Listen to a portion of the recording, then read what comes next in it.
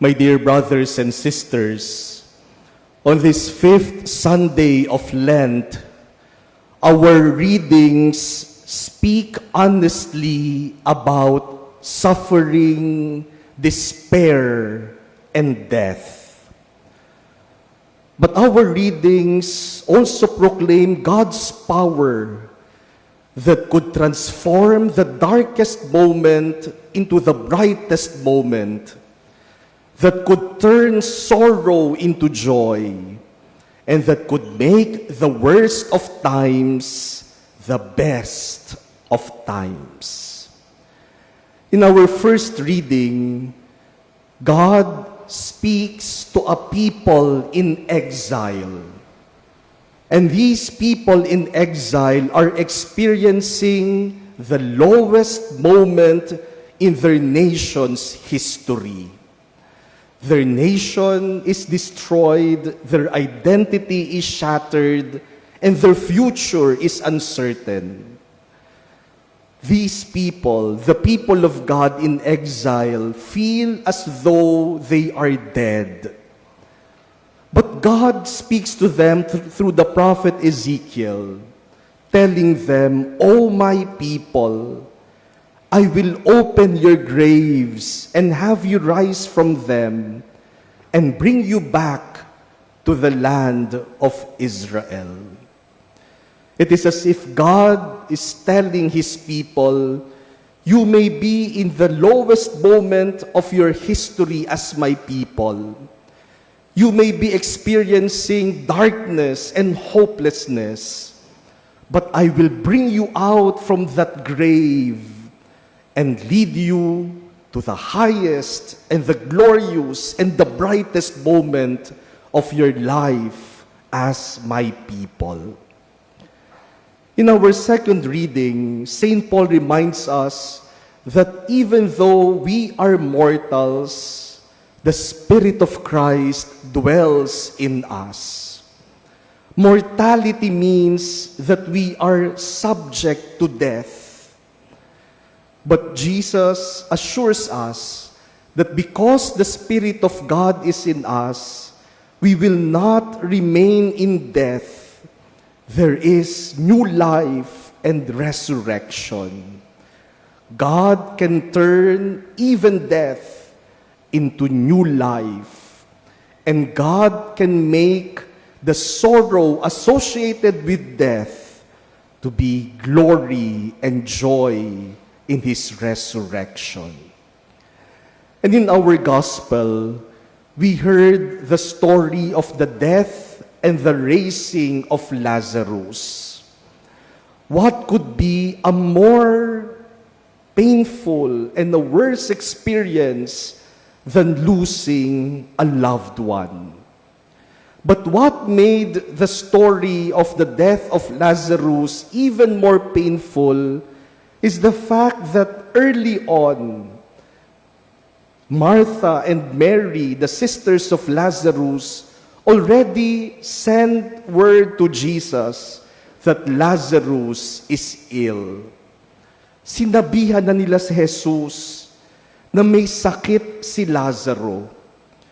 But Jesus delays His coming. Jesus does not immediately go to heal Lazarus. When Jesus came, Lazarus was already dead and buried for 4 days. No wonder when Jesus came, Martha said to Jesus, "Lord, if you had been here, my brother would have not died." Parang sinasabi ni Martha, hindi pa sinabihan ka na namin nung may sakit pa.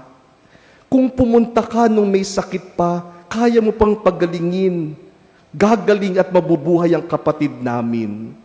Pero hindi ka pumunta agad. Kaya namatay yung kapatid namin. Nakalibing na 4 na araw, wala nang magagawa. There is no more hope. And the situation has reached its worst possible period. But it was that particular moment of hopelessness. It was at that moment where everything was at its worst when Jesus enters. Jesus does not rush to prevent death. He in fact allowed death to come and the situation to unfold because Jesus knows through the death of Lazarus, the glory of God will be revealed. My dear brothers and sisters, our three readings this fifth Sunday of Lent teach us one very powerful lesson, that God's love and God's power can transform the worst of times to the best of times. Not by erasing suffering, not by avoiding suffering, but by transforming it. Yung inakala nilang wala ng pag-asa, yung sitwasyon na malala na, wala nang magyayari pa, kayang-kaya palang baguhin ng Diyos at gawin niyang pinakamagandang karanasan para sa lahat. Kung dumating si Jesus noong may sakit pa si Lazaro at pinagaling niya ito, pangkaraniwan lang yon. Kasi marami namang napagaling na si Jesus. Pero yung dumating si Jesus na namatay na si Lazaro at 4 na araw nang nakalibing at binuhay niyang muli, that was something spectacular and unexpected. And if Jesus could raise Lazarus back to life despite his being buried for 4 days, what else could Jesus not do? Kung nagawa ni Jesus na buhayin ang isang patay na 4 na araw nang nakalibing, ano pa ba ang hindi kaya ni Jesus? My dear brothers and sisters, maybe some of us here are experiencing the darkest moments of their lives. Maybe some of us here will say that now is the lowest point in their life. Maybe some of us here will say, this is the worst situation of my life. Maybe because of some problems in the family. Maybe because of marital problems. Maybe because of financial concerns. Maybe because of some issues at work or at school. Maybe because of an illness or the illness of a loved one. Maybe because of loneliness and the feeling of being alone and rejected by others. Maybe because of the experience of a death of someone we love. Today, Jesus tells us, embrace that suffering. Embrace that pain. Do not try to get rid of it. Do not try to avoid it. Embrace it with love. And allow God to transform that pain into joy. To make your darkness into light.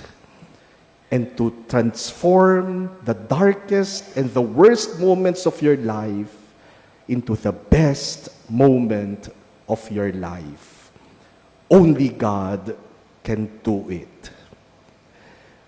My dear brothers and sisters, if I try to recall the worst period in my life and in the life of many people in recent memory, I would say it would be the experience we all had during the COVID-19 pandemic.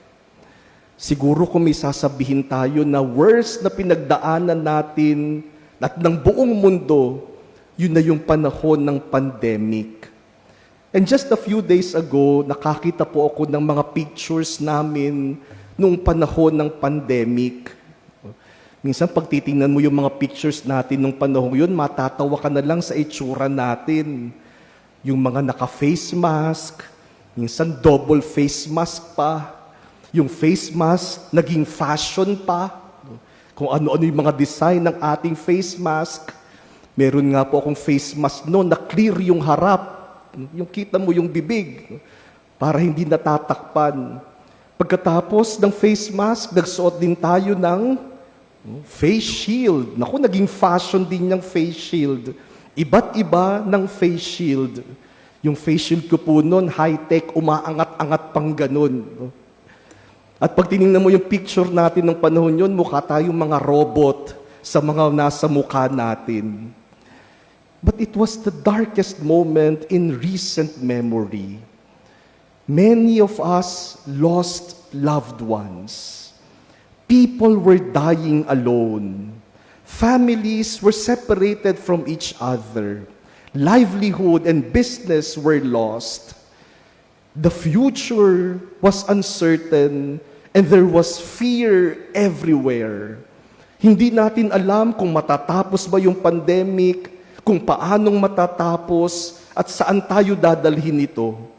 Kahit na nga yung vaccine, kinatakutan pa natin.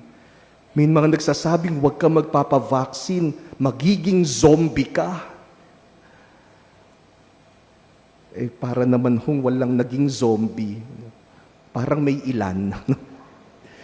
But you know, my dear brothers and sisters, if we look back, we will also say that while that moment, those moments were the worst of times, somehow, something good also came out of the pandemic. Families rediscovered each other. People found time to pray. Many returned to the faith. And acts of charity, acts of generosity multiplied. Nagtutulungan tayo. Remember the community pantries. Remember all the charities we did during those times. Now, the suffering was real. The pain was real. And the suffering was not something good. But what we are saying is that from that experience of suffering, God was able to bring out something good. If not for the pandemic, I would not have encountered so much people in my life. Dahil sa pandemic, napilitan na magkaroon ng mga online masses at marami akong nakilala, naging kaibigan, maraming parang naging pamilya dahil sa pandemic. That's the good that came out from suffering, from pain, and from something that is worst. My dear brothers and sisters, next Sunday is Palm Sunday. And as we draw nearer the Holy Week, let us hold on to the truth conveyed to us by our readings this Sunday. Even when things seem at their worst, even when the stone had already been rolled in place, and even when hope seems buried, God is not yet finished. God continues to do His work.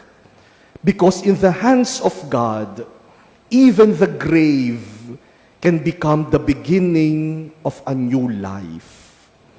With God's love, the worst of times can become the best of times.